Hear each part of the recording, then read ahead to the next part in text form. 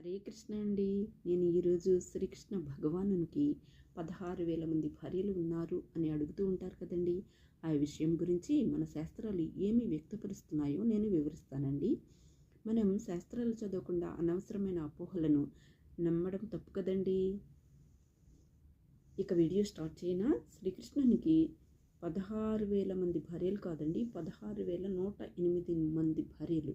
8 మంది భార్యలను స్వామి ముందుగానే వివాహం చేసుకున్నారు. ఒక కథ వివరిస్తానండి. ఒక అసురుడు ఉండేవాడు. అతని పేరు నరకాసురుడు.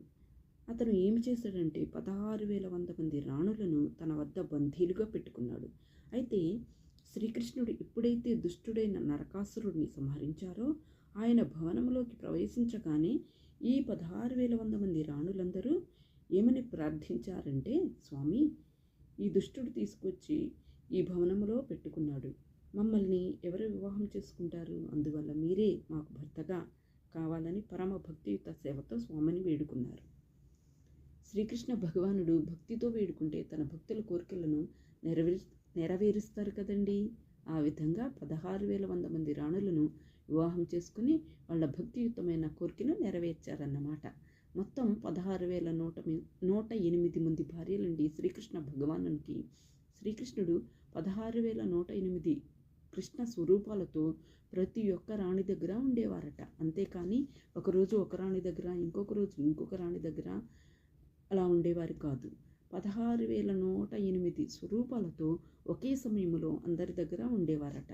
నారదుల వారు ఒకసారి ద్వారకకు వచ్చి శ్రీకృష్ణ భగవానుడు ఏం చేస్తున్నారు అని చూసేసరికి ఒక భవనంలో రుక్మిణితో మాట్లాడుతూ ఉన్నారు, ఇంకొక భవనంలో సత్యభామతో చెస్ ఆడుతూ ఉన్నారు, మరొక భవనంలో సంధ్యావందనం చేస్తున్నారు, ఇంకొక భవనంలో పేదవాళ్లకు దానం చేస్తున్నారు, ఇంకొక భవనంలో ప్రియమిత్రుడైన ఉద్ధవుడితో మాట్లాడుతూ ఉన్నారు, ఇంకొక భవనంలో బ్రాహ్మణులకు సేవ చేస్తూ ఉన్నారు, ఇంకొక భవనంలో ధ్యానం చేస్తూ ఉన్నారు.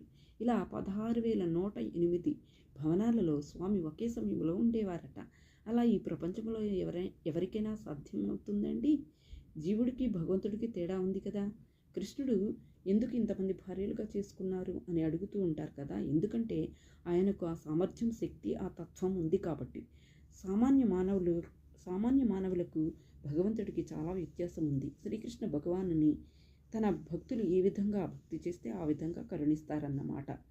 ఉదాహరణకు ఒకరు స్నేహితులుగా, భర్తగా, ప్రియుడిగా ఏ విధమైన సంబంధంతో అయినా భగవాన్ని సేవిస్తే ఆ విధంగా తన భక్తుల కోరికలను నెరవేరుస్తారన్నమాట.